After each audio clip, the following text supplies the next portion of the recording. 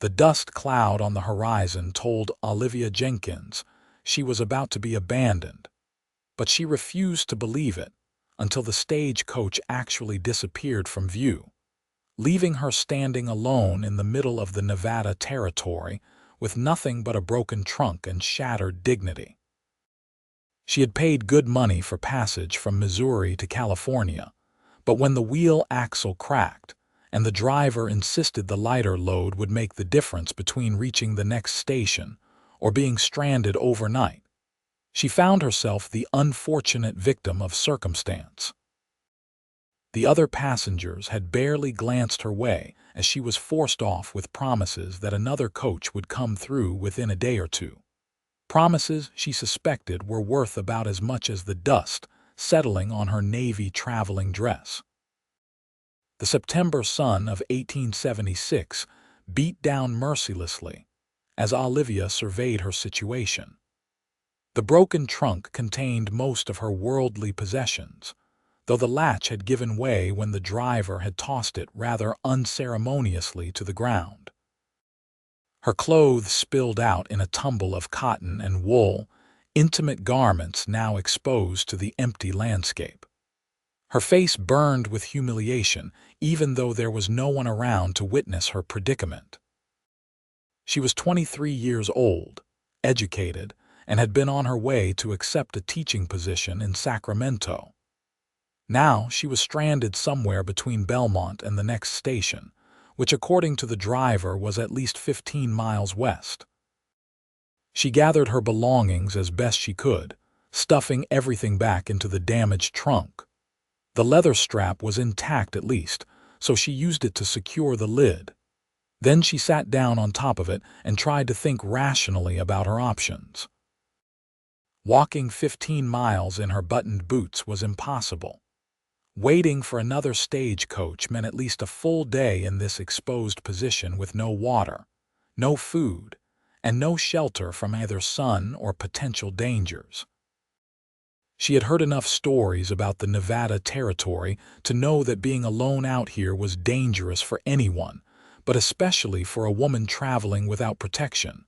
An hour passed. Then another. The sun continued its arc across the endless blue sky. Olivia took small sips from her canteen, rationing the water even though her throat felt like sandpaper. She tried to maintain her composure, but fear crept in around the edges of her determination. What if another stagecoach did not come? What if someone with ill intentions found her first? She reached into her reticule and felt the small derringer her father had insisted she carry. It held only 2 bullets, and she had never actually fired it. The sound of hoofbeats made her jump to her feet. She shaded her eyes against the sun and saw a single rider approaching from the north. As he drew closer, she could make out a tall figure on a bay horse, moving at an easy lope. Her heart hammered in her chest. This could be salvation or disaster, and she would not know which until he was close enough that running would be pointless. The rider slowed as he approached, and Olivia got her first clear look at him. He was a cowboy. That much was obvious from his worn leather chaps, dusty hat, and the rope coiled at his saddle. He appeared to be in his late 20s with a lean build and sun-darkened skin. His face was partially shadowed by his hat brim, but she could see a strong jaw covered in several days of stubble. He sat his horse with the easy grace of someone who had spent more time in the saddle than on his feet. He reined in about 10 feet away, respecting her space in a way that immediately eased some of her tension. For a long moment, he just looked at her, taking in the broken trunk, her disheveled appearance, and the obvious fact that she was alone and in trouble. When he finally spoke, his voice was low and quiet, barely more than a rumble. "Stagecoach leave you?" It was not really a question since the answer was obvious, but Olivia nodded anyway. "The axle broke. They said they needed to lighten the load." His jaw tightened almost imperceptibly. "And they picked you. I was the only woman traveling alone. She lifted her chin, refusing to sound as defeated as she felt. They said another coach would come through. Might not. He shifted in his saddle and his horse took a few steps closer. You cannot stay out here. I am aware of that. Her tone came out sharper than she intended, fear making her defensive. But I do not have many options at present. He was quiet again, studying her in a way that made her acutely aware of how she must look, dusty and disheveled with her hair coming loose from its pins. Then he made a decision. She could see it in the way his shoulders straightened and his eyes became more focused. Climb on. You are coming home. The words were simple, direct, and delivered in that same quiet tone. No preamble, no negotiation, just a statement of fact. Olivia stared at him. I do not even know you. Cole Harrison. I work the Double H Ranch about 8 miles north of here. He tipped his hat slightly. And you are a woman alone in the desert with no water and no way to get anywhere safe. So you can come with me, or you can wait and see what happens when the sun goes down. She knew he was right. Pride and propriety meant nothing against the practical realities of survival. Still, getting on a horse with a strange man and riding to an unknown destination went against every rule of decent behavior she had been raised with. What about my trunk? I will come back for it tomorrow. Right now, we need to move. It is a 2-hour ride, and I would rather not do it in the dark. Olivia looked at the trunk, then at the empty road, then back at Cole Harrison. His expression was patient but firm. He was not going to leave her here, but he also was not going to waste time arguing about it. She made her decision.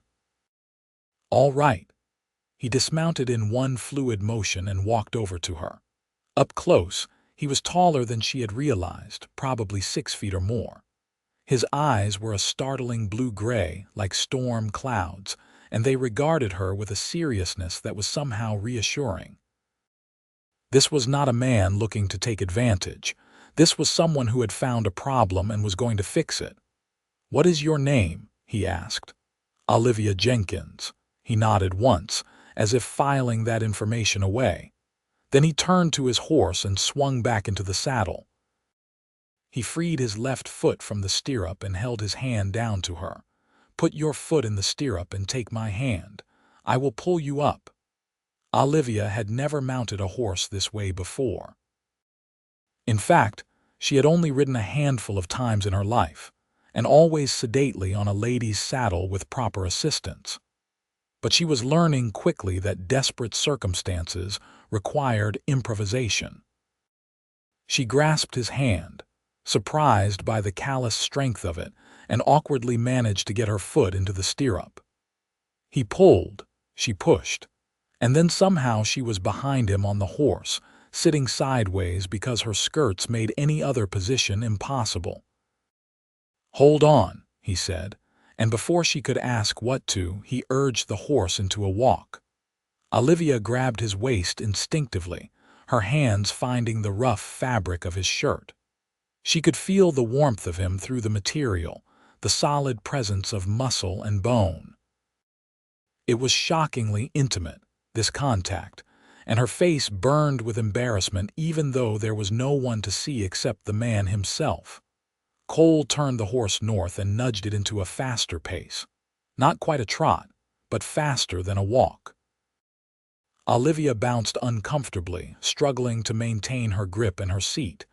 After a few minutes of this, Cole slowed down again. This is not going to work, he said. You need to sit properly. I cannot, my skirts. Rearrange them. Her mortification was complete, but again, practicality won. She managed to swing her leg over the horse's back while Cole kept a steadying hand on her arm. Her skirts bunched and twisted, exposing her ankles and even part of her calves, but at least now she was seated more securely. She wrapped her arms around his waist again, this time pressed fully against his back. Better, he said, and urged the horse into a steady lope. They rode in silence. Olivia had too many thoughts swirling through her head to attempt conversation, and Cole did not seem inclined toward small talk. She focused on holding on and trying not to think about how scandalous this situation was. If anyone from her former life in Missouri could see her now, riding astride behind a strange cowboy with her skirts hiked up and her arms wrapped around him, they would be appalled.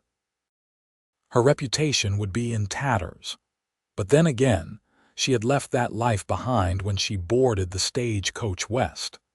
She was supposed to be starting fresh in California, building a new life as an independent woman with a profession.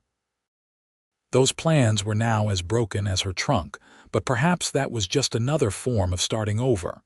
The landscape rolled past, all sage and scrub and distant mountains. The sun moved lower in the sky, painting everything in shades of amber and gold. Despite the strangeness of the situation, Olivia found herself relaxing slightly. The rhythm of the horse was soothing, and Cole's presence was oddly comforting. He had not spoken since they started riding, but there was something steady and reliable about him. He had seen someone in need and had helped without hesitation or expectation of reward. In her experience, that kind of simple decency was rarer than it should be. After what felt like an eternity but was probably only 90 minutes, Cole pointed ahead. There. Olivia looked over his shoulder and saw buildings in the distance. As they drew closer, she could make out a ranch house, a barn, several outbuildings, and a network of corrals. It was a substantial operation, well-maintained and clearly prosperous. Several horses grazed in a nearby pasture, and she could see cattle in the farther fields. Cole rode straight to the house and dismounted, then helped her down. Her legs were stiff and shaky, and she would have stumbled if he had not steadied her with a hand on her elbow. "Wait here," he said, and tied the horse to a hitching post before heading inside. Olivia stood uncertainly, trying to smooth her ruined hair and hopelessly wrinkled skirts. She could hear voices inside the house, Cole's low rumble and then a woman's voice, higher and surprised. A moment later, the door opened, and a woman emerged, followed by Cole. The woman was in her 50s, with gray-streaked brown hair pulled back in a practical bun and kind eyes that took in Olivia's bedraggled state with immediate understanding. She was wiping her hands on her apron as she approached. "You poor dear. Cole told me what happened. Those stage drivers should be ashamed of themselves, leaving a young woman alone like that." She reached out and took Olivia's hands. "I am Margaret Harrison, Cole's mother. You are safe now, and you are welcome to stay as long as you need." The kindness in her voice, after hours of fear and uncertainty, nearly undid Olivia's composure. She blinked back sudden tears and managed a shaky smile. "Thank you. I am Olivia Jenkins. I apologize for imposing on you like this." "Nonsense. This is what neighbors do even if we have not met before." Margaret linked her arm through Olivia's and led her toward the house. "Come inside. You need water, food, and a place to rest. We can sort everything else out after that." Olivia glanced back at Cole, who was unsaddling his horse. He caught her look and nodded, a brief acknowledgement that she was in good hands. Then she let Margaret lead her inside, into a world that would change everything she thought she knew about her own future. The ranch house was simple but comfortable, with sturdy furniture and touches that spoke of a woman's care. Colorful rugs covered the wood floors, curtains framed the windows, and the smell of something savory cooking filled the air. Margaret led Olivia to a bedroom at the back of the house, small but clean, with a narrow bed and a washstand. "This was my daughter's room before she married and moved to Virginia City," Margaret explained. "You can stay here as long as you need. Let me get you some water so you can wash up, and then we will have supper." Left alone, Olivia sank onto the bed and let out a long breath. The events of the day felt surreal. This morning she had been on a stagecoach heading toward her new life. Now she was in a strange house, dependent on the kindness of strangers with all her plans in disarray. She should be upset, panicked even. Instead, she felt oddly calm, as if some part of her recognized that she was exactly where she needed to be. Margaret returned with a pitcher of water and some towels. "Take your time. Supper will be ready in about half an hour. Mrs. Harrison, I need to ask, how far am I from the main road? When can I expect to catch another stagecoach?" Margaret's expression turned sympathetic. "The stage runs twice a week through Belmont, which is about 12 miles west of here. The next one will come through in 3 days. Cole can take you to town then if you would like. Or, if you are in a terrible hurry, he could take you tomorrow and you could wait in town. 3 days." Olivia nodded slowly. 3 days of depending on these strangers' hospitality. 3 days of her life in limbo. "I do not want to burden you." "You are not a burden, dear. We do not get much company out here, and honestly, it is nice to have another woman around. My husband passed 2 years ago, and it is just me and Cole now. Sometimes I get tired of cooking for cowboys and talking about cattle." She smiled warmly. "So please stay. Consider it a little rest before you continue your journey." After Margaret left, Olivia washed the dust from her face and hands and did her best to make herself presentable. She could not do much about her dress, which was wrinkled and stained from travel, but she managed to pin her hair back into something resembling order. When she emerged from the bedroom, she followed the sound of voices to the kitchen. Cole was there, cleaned up and sitting at a large wooden table. He had shaved and changed his shirt, and for the first time, Olivia got a good look at his face without dust and shadow obscuring it. He was handsome in a rugged, weathered way, with those striking eyes and a mouth that looked like it did not smile often. He stood when she entered, a gesture of politeness that seemed ingrained despite his rough appearance. "Sit down, both of you," Margaret said, carrying a large pot to the table. "Olivia, I hope you like stew. It is not fancy, but it is filling." "It smells wonderful," Olivia said honestly. She could not remember the last time she had eaten. Breakfast had been some dried fruit and hard biscuits at a way station, and that felt like a lifetime ago. The meal was simple but delicious, and Olivia ate more than was probably polite. Margaret kept the conversation flowing, asking gentle questions about where Olivia was from and where she was headed. Olivia found herself explaining about her teaching position in Sacramento, how she had wanted to leave Missouri and build an independent life, how she had saved for 2 years to afford the journey west. Cole did not say much, but she noticed he listened intently. Every so often, his eyes would meet hers across the table, and she found she could not quite read his expression. It was not unfriendly, but it was guarded. She wondered what he thought of this city woman who had disrupted his day and now sat at his table in her wrinkled dress, talking about teaching and independence. After supper, Margaret shooed them both out of the kitchen so she could clean up. Cole walked Olivia out to the porch, where the night air was cooling rapidly. The stars were beginning to emerge, more stars than Olivia had ever seen in her life. In the city, light and smoke obscured them. Out here they stretched from horizon to horizon in a glittering display. "It is beautiful," she said softly. "You get used to it." Cole leaned against the porch railing, his profile sharp against the darkening sky. "About tomorrow, I need to go back for your trunk. Do you want to come along, or would you rather stay here? I should come." "I need to make sure nothing was stolen or damaged further," he nodded. "We will leave after breakfast then. It is about a 3-hour round trip." "I appreciate everything you have done for me," Olivia said. "I know this is an imposition.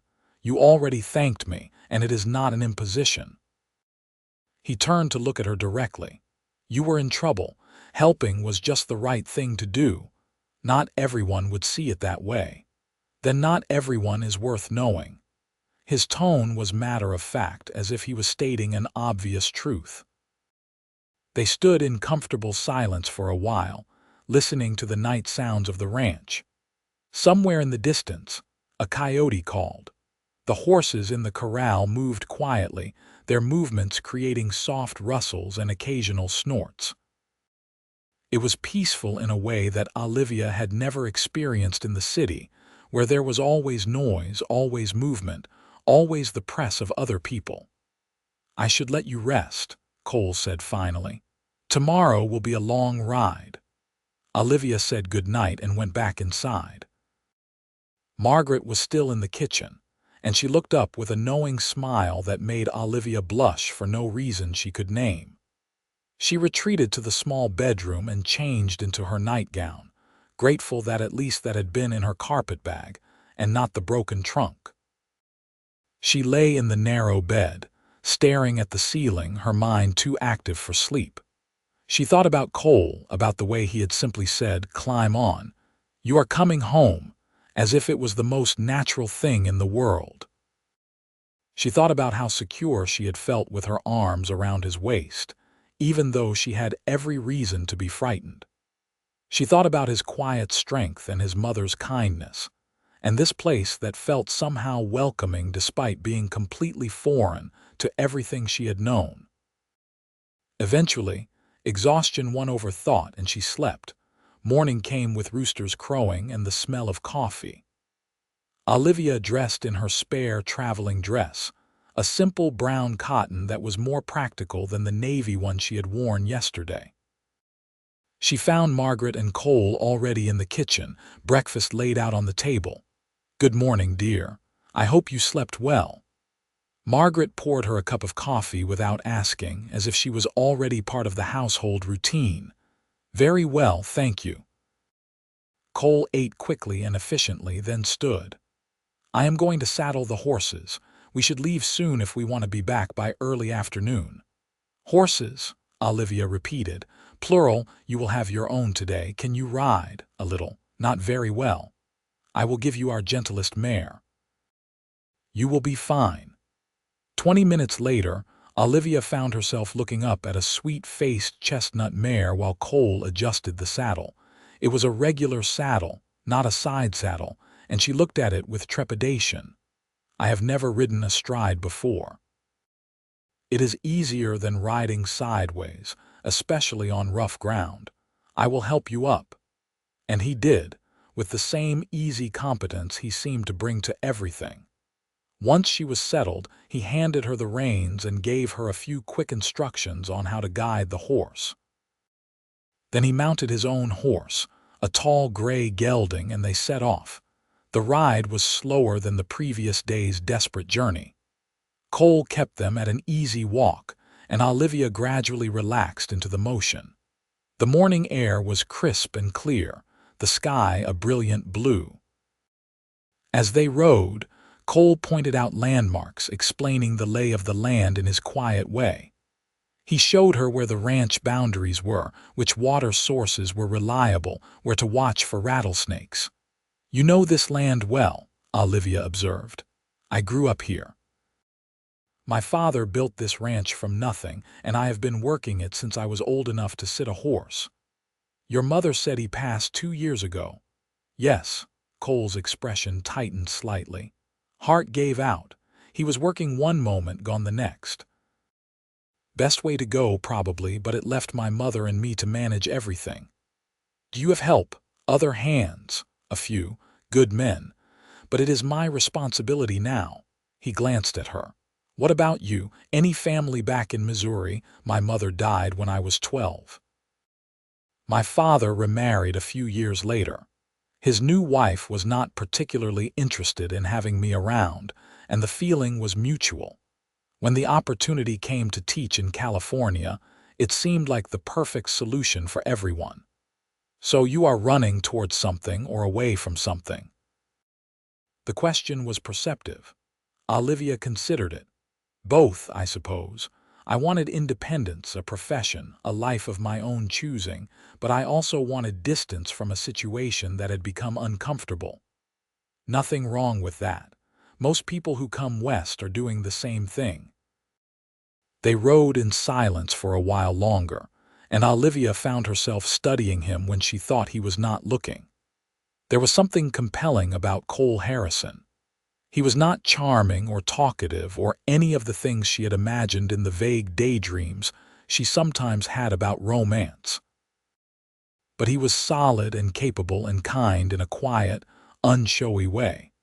And when he looked at her with those storm cloud eyes, she felt something stir inside her that she had never felt before. They reached the spot where she had been stranded by late morning. The trunk was still there, untouched but looking even more forlorn in the daylight. Cole dismounted and examined it, testing the broken latch and the leather strap.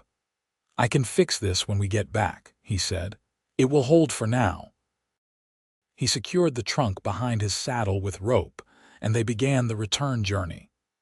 Olivia's confidence on horseback had grown enough that she felt comfortable asking more questions. "You ever think about leaving? Going to a city, seeing more of the world?" Cole shook his head. "This is my world. I do not need to see anywhere else. But do you not wonder? There are museums, theaters, universities, so much knowledge and culture and opportunity. And noise and crowds and people living on top of each other." He smiled slightly, the first real smile she had seen from him. It transformed his face, making him look younger and less serious. "I read, Miss Jenkins. We get newspapers and my mother orders books from back east. I am not ignorant of what is out there. I just prefer what is here." Olivia felt chastised, though his tone had not been unkind. "I apologize. I did not mean to suggest you were ignorant. I know you did not. But city folks often assume that ranch life means a simple mind. It does not. It just means different priorities." "What are your priorities, then?" He considered the question seriously. "Taking care of my mother. Keeping the ranch running. Being a good neighbor. Living honorably." He paused. "Finding someone to share it all with eventually. But that is harder than it sounds out here. Because there are not many women. Because there are not many women interested in ranch life. It is hard work, long hours, and you are miles from any town. Most women want more comfort, more society than this life offers." "Is that why you have not married?" The question was too personal, and Olivia knew it as soon as the words left her mouth. But Cole did not seem offended, partly. "Also because I have not found the right woman. I would rather be alone than with someone who does not truly want this life." They arrived back at the ranch just after noon. Cole carried her trunk inside and set it in her room, then disappeared to tend to the horses. Margaret had lunch ready, and after they ate, Olivia opened her trunk to assess the damage. Most of her things were wrinkled but intact. A bottle of ink had broken, staining some handkerchiefs and a petticoat, but overall the loss was minimal. The afternoon passed quietly. Margaret taught Olivia how to make bread, a skill she had never learned in her city upbringing. They kneaded dough together in the warm kitchen while Margaret told stories about raising Cole and his sister, about the early days of the ranch, about the challenges and joys of life in Nevada territory. "Cole was always the serious one," Margaret said, smiling at some memory. "Even as a boy, he felt the weight of responsibility. His father was the same way. Good men, both of them, but sometimes I wish Cole would let himself be young and carefree at least once in a while." "He seems content," Olivia offered. "Content, yes, but lonely too, though he would never admit it." Margaret gave her a meaningful look. "He needs someone to share his life with. This ranch needs a woman's touch beyond what an old mother can provide." Olivia felt her cheeks warm. "Mrs. Harrison, I am leaving in 3 days." "I know, dear. I am just making an observation." But her smile suggested she was making more than that. That evening, after another hearty meal, Cole asked if Olivia would like to see more of the ranch.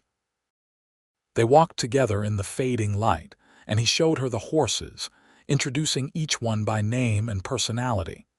He was more animated talking about the animals than she had seen him about anything else. "This is Ranger," he said, stroking the nose of his gray gelding. "I raised him from a colt. Best horse I have ever had. Smart, steady, never spooks." Olivia reached out tentatively to pet the horse. Ranger snuffled at her hand, looking for treats. Cole pulled a wrinkled apple from his pocket and handed it to her. "Hold your hand flat so he does not accidentally get your fingers." She did as instructed, laughing when the horse's soft lips tickled her palm. "He is gentle. He knows when someone is nervous. Horses sense these things." Cole was standing close enough that she could feel the warmth radiating from him in the cooling evening air. "You did well today." "Riding, I mean, for someone without much experience. I had a good teacher." They stood there in the growing dusk, the moment stretching between them with an awareness that made Olivia's heart beat faster. Cole was looking at her with an intensity that made her breath catch. She thought he might kiss her. Part of her wanted him to, but he stepped back instead, breaking the spell. "We should head inside. It gets cold fast once the sun is down." That night, lying in bed, Olivia admitted to herself what she had been trying to ignore all day. She was attracted to Cole Harrison. More than attracted. In just 2 days, he had somehow become important to her in a way that made no logical sense. She barely knew him. Their worlds were completely different. She was supposed to be going to California to start her independent life as a teacher. Getting involved with a rancher in Nevada was not part of any plan she had ever made. But plans, she was learning, were fragile things. Life had a way of presenting opportunities that looked nothing like what you thought you wanted. And sometimes, those opportunities were exactly what you needed. The next day followed a similar pattern. Cole had work to do around the ranch, but he included Olivia when possible, showing her how things worked. She learned about cattle and water rights and the delicate balance of ranch life. She met the ranch hands, who were polite and respectful, though clearly curious about the city woman staying at the main house. Margaret continued to mother her, feeding her well and drawing her into conversations about everything and nothing. Olivia found herself laughing more than she had in months, relaxing in a way she had not known she needed. The simplicity of ranch life was appealing in a way she had not expected. There was something satisfying about work that had immediate, tangible results. Bread that you kneaded and baked yourself. A garden you tended. Animals you cared for. On the evening of her second full day at the ranch, Olivia and Cole took another walk, this time toward a small rise that overlooked the valley. The sunset painted the sky in shades of orange and pink and purple, colors so vivid they seemed unreal. "I have never seen anything like this," Olivia said softly. "In the city, buildings block most of the sky, and the air is never this clear." "This is why I could never leave," Cole said. "Every evening is different, but every evening is beautiful. I think I am beginning to understand." She turned to look at him. "When I left Missouri, I thought I knew exactly what I wanted. A teaching position, independence, a life in a modern city with opportunities. But now I wonder if I was just following what I thought I should want rather than what I actually want." "What do you actually want?" His voice was low, serious. Olivia took a breath. This was the moment. She could deflect, keep things safe and surface level. Or she could be honest, even though honesty meant vulnerability. "I want a home, not just a place to live, but a real home with people who care about me. I want to matter to someone. I want to build something that lasts." She met his eyes. "I thought teaching would give me that, but I am starting to think I was looking in the wrong place." Cole was quiet for a long moment, and Olivia's heart sank. She had said too much, revealed too much. He was going to politely pull away, remind her that she was leaving tomorrow, that this had just been a brief interlude in both their lives. But then he reached out and took her hand. His palm was rough with calluses, warm and strong. "I knew the moment I saw you standing there with that broken trunk that you were going to change my life. I tried to tell myself I was just helping someone in need, doing the right thing. But that is not the whole truth." "What is the whole truth?" "The truth is that I have been looking for you. Not you specifically, but someone like you, someone strong enough to build a life out here, someone smart and capable, someone I could talk to, share things with." His thumb moved over her knuckles in a gentle caress. "I know this is fast. I know you have plans. But I am asking you to consider staying. Not as a guest, but as part of this family. As my wife, if you will have me." Olivia's breath caught. "Cole, we have known each other 3 days. I know, and if you need more time, I understand. You can go to California, take your teaching position, and I will write to you.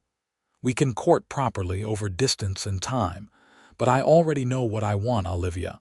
I want you here with me, building a life together." "This is insane," she whispered, but even as she said it, her heart was soaring. Because it was insane, but it was also right. In 3 days, Cole had shown her more genuine care and respect than any man she had ever known. In 3 days, she had felt more at home on this ranch than she had ever felt anywhere else. In 3 days, she had fallen completely and irrevocably in love. "Maybe," Cole agreed, "but that does not make it wrong. What if I am terrible at ranch life? What if I cannot adjust? What if we discover we do not suit after all? Then we will figure it out together. That is what marriage is, Olivia. 2 people choosing each other and then doing the work to make it last." He squeezed her hand. "I am not promising you easy. Ranch life is hard, but I am promising you honest. I am promising you respect and partnership and everything I have to give." Olivia looked out at the valley, at the land that stretched to the mountains, at the sky painted in impossible colors. She thought about her teaching position in Sacramento, about the independent life she had planned. It had seemed so clear, so right just days ago. But that was before. Before Cole had said, "Climb on, you are coming home," and meant it in ways she had not understood at the time. Home. That was what this place was. That was what Cole was offering. Not just a house or a ranch, but a true home with someone who saw her, valued her, wanted to build a future with her. She turned back to him and saw the vulnerability in his eyes, the hope he was trying to hide behind his usual calm expression. This strong, capable man was taking a risk on her. The least she could do was be equally brave. "Yes," she said simply. "I will stay. I will marry you." The smile that broke across Cole's face was like the sun coming up. He pulled her into his arms, holding her close enough that she could hear his heart pounding as fast as her own. Then he kissed her, gentle at first and then with more passion, and Olivia felt the last of her doubts dissolve. This was right. This was where she was meant to be. They walked back to the house hand in hand, and when they told Margaret, she cried happy tears and hugged them both. "I knew it," she said, laughing through her tears. "I knew the moment Cole brought you home that you were meant to be here." The next weeks were a whirlwind. Cole took Olivia to Belmont to send a telegram declining the teaching position in Sacramento, explaining that circumstances had changed. Then they went to the general store, where Cole insisted on buying her practical clothing suitable for ranch work. The proprietor, a gossipy woman named Mrs. Chen, was delighted by the news of their engagement and promised to spread the word. They were married 3 weeks after the day Cole had found her stranded. The ceremony was simple, held at the ranch with a circuit preacher who came through once a month. Margaret cried again. The ranch hands cleaned up and attended, looking uncomfortable in their best shirts but genuinely happy for their boss. A few neighbors came, curious to meet the woman who had captured Cole Harrison's heart. Olivia wore a simple dress that Margaret had helped her sew, white cotton with lace at the collar and cuffs. She carried wildflowers that Cole had picked that morning.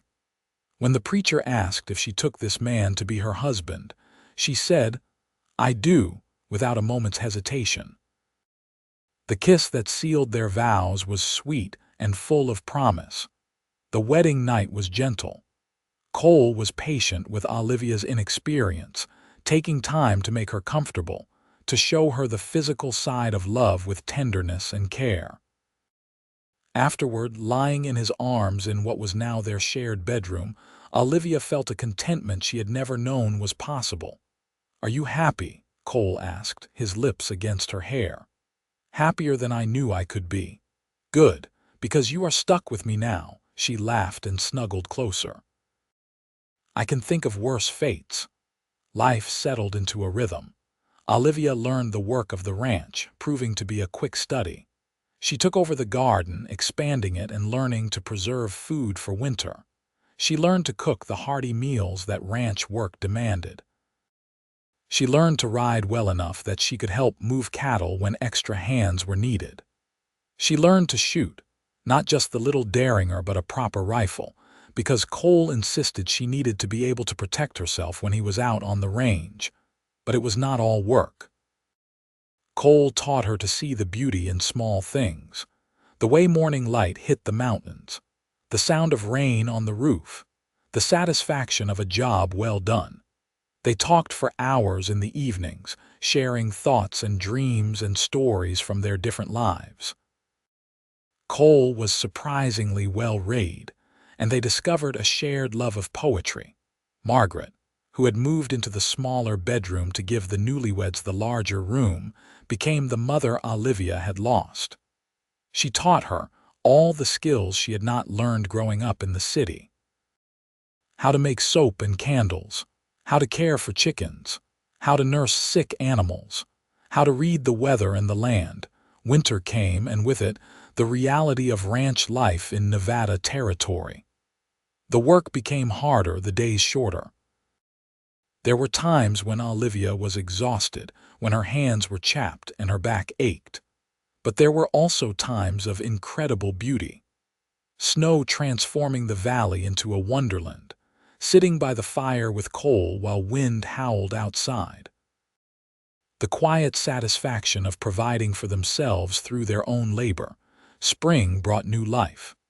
Calves and foals, flowers in the garden, warming weather that made work easier, and another kind of new life as well. Olivia realized she was pregnant in April, and when she told Cole, he picked her up and spun her around, laughing with pure joy. "We are going to be parents," he said, as if he could not quite believe it. "You are going to be a father," Olivia confirmed, touching his face. "Are you ready?" "With you, I am ready for anything." The pregnancy was healthy, though the summer heat made the last months challenging. Cole and Margaret fussed over her, trying to make her rest when she would rather be working. She loved them for it, even when she protested that she was not fragile. Their son was born in late December of 1877, as snow fell softly outside. The birth was hard but uncomplicated, attended by Margaret and a midwife from Belmont. When the baby's first cry filled the room, Olivia wept with relief and joy. Cole, who had been pacing frantically in the kitchen, burst into the room and knelt beside the bed, staring at his son with wonder.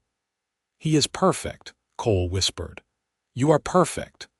They named him Samuel after Cole's father, Samuel Harrison, born into a legacy of hard work and love. The years that followed were full. Samuel was joined by a daughter, Rose, 2 years later, then another son, Thomas, 2 years after that. The ranch prospered under Cole's careful management. They added more land, more cattle, more horses. The children grew strong and healthy, learning to ride almost before they could walk.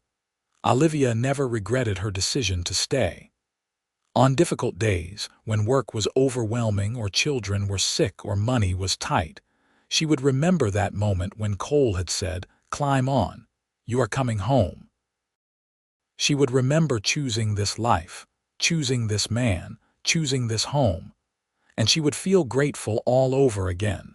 She wrote letters to acquaintances in Missouri, describing her life in Nevada. She told them about the ranch, about Cole, about their children.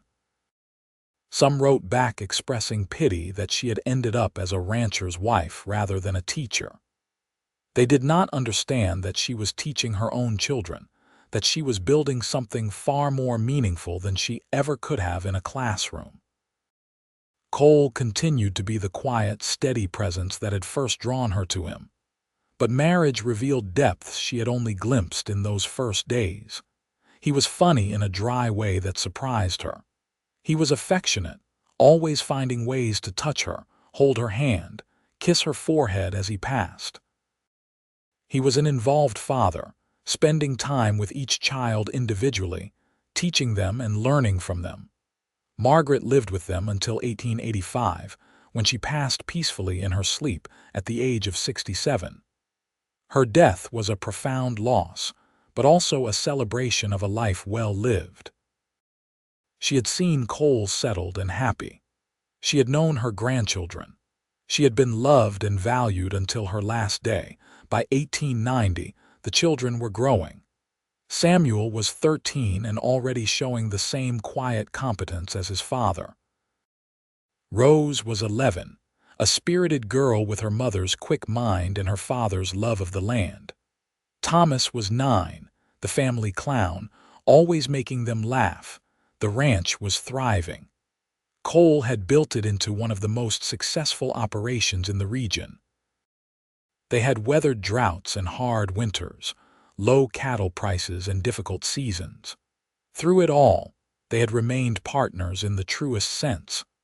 One evening in the summer of 1890, Olivia and Cole sat on the porch watching the sunset, something they tried to do whenever possible. The children were playing in the yard, their laughter carrying on the warm air. You ever think about what your life would have been like if that stagecoach had not left you stranded? Cole asked. Olivia considered the question. Sometimes, I think I would have been a decent teacher. I think I would have made a life in Sacramento, independent and respectable. But I would have been lonely, Cole. I would have had a life but not a home, not a family, not love like this. I think about it too, Cole admitted. I think about how close I came to not finding you. If I had ridden a different direction that day, if I had stayed at the ranch, if I had decided it was not my problem, he shook his head, I cannot imagine my life without you now. You do not have to. I am here. I am staying. This is my home. Cole took her hand, as he had so many years ago when he first asked her to stay. Always. Always, Olivia agreed. They sat in comfortable silence, watching the sun paint the sky in those impossible colors that never got old. The children's voices rose and fell. Somewhere in the distance, cattle lowed. A horse whinnied in the corral, the familiar sounds of home. Years continued to pass, bringing changes and challenges, joys and sorrows. Samuel grew into a man much like his father, taking on more responsibility for the ranch. Rose surprised everyone by wanting to study medicine, and after much discussion, they sent her to San Francisco to pursue her dream. Thomas eventually decided ranch life was not for him and went east to college, though he came home every summer. Cole and Olivia grew older together, silver threading through their hair, lines deepening on their faces. But their love, far from fading, only grew stronger. They had built a life together from nothing but faith and determination, and a choice made in desperate circumstances. They had weathered everything life threw at them by facing it together. In 1895, Samuel married a woman from Belmont, a rancher's daughter named Lucy who fit into ranch life as if she had been born to it. She and Olivia became close, and Olivia delighted in having another woman in the house again. The first grandchild arrived in 1896, a boy that Samuel and Lucy named Cole. Holding his namesake grandson, Cole's eyes grew suspiciously bright. "We have built something good here," he said to Olivia that night as they prepared for bed. "Something that will last beyond us." "We have," Olivia agreed. "A legacy of love and hard work and family. That is all anyone can hope for." Rose came home in 1898 as a qualified doctor, one of the few female physicians in the West. She set up a practice in Belmont, serving the scattered ranches and mining camps of the region. Olivia had never been prouder than the day Rose hung out her shingle. Thomas became a lawyer and settled in San Francisco, but he came home often, bringing news of the wider world. He married in 1900, and his wife, while never quite comfortable with ranch life, grew to love the family. More grandchildren came. Samuel and Lucy had 4 children in total. Thomas had 2. Rose, dedicated to her practice, remained unmarried but content. By 1905, the ranch employed a dozen hands and covered thousands of acres. Cole, now in his 50s, began to step back, letting Samuel take the lead. But he still rode out most days, unwilling to completely give up the work that had defined his life. Olivia, in her early 50s, remained active and engaged. She tended her garden, now legendary in the region. She volunteered in Belmont, teaching women to read. She wrote letters to her scattered family, maintaining connections. And every evening, weather permitting, she and Cole sat on that porch and watched the sunset. "We did all right, did we not?"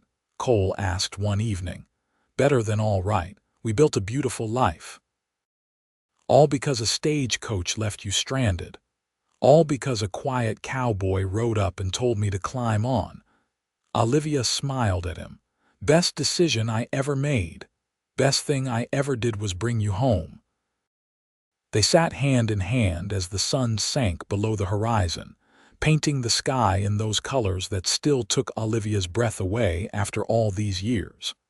The house behind them was full of life and love. The land around them was thriving. Their children and grandchildren were healthy and happy. It was everything Olivia had wanted without knowing she wanted it. Home, family, love, purpose. A life built on partnership and faith and the courage to say yes to the unexpected. As darkness fell and stars began to emerge, Olivia leaned her head on Cole's shoulder. He wrapped his arm around her, as he had done thousands of times before. They did not need words. After 30 years together, they spoke a language deeper than words. The years continued their march.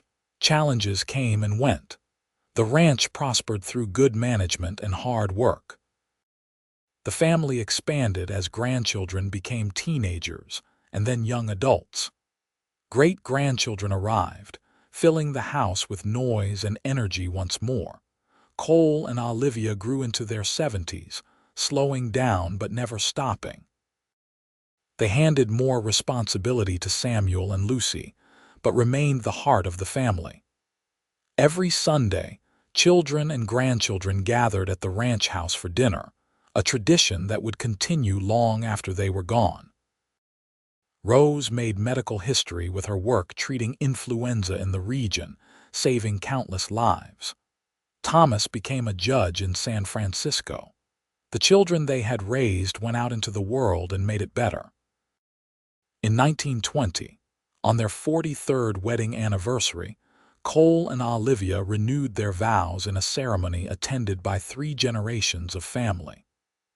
They stood under the same tree where they had first kissed, holding hands as they had on that long-ago evening when Cole had asked her to stay. "I would choose you again," Cole said. "Every day, in every life, I would choose you." "And I would say yes," Olivia replied. "Every time." They lived to see the ranch grow into one of the most successful in Nevada. They lived to see their children thrive and their grandchildren grow. They lived to see the Wild West they had known slowly transform into something more settled, more civilized. Cole passed first in 1928 at the age of 78. He died as his father had, working one moment and gone the next.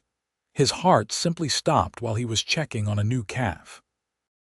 Samuel found him, peaceful under an open sky, exactly as Cole would have wanted. Olivia grieved deeply but did not break. She had loved him for 51 years, and that love sustained her even in his absence. She lived another 5 years, surrounded by family, her mind sharp until the end.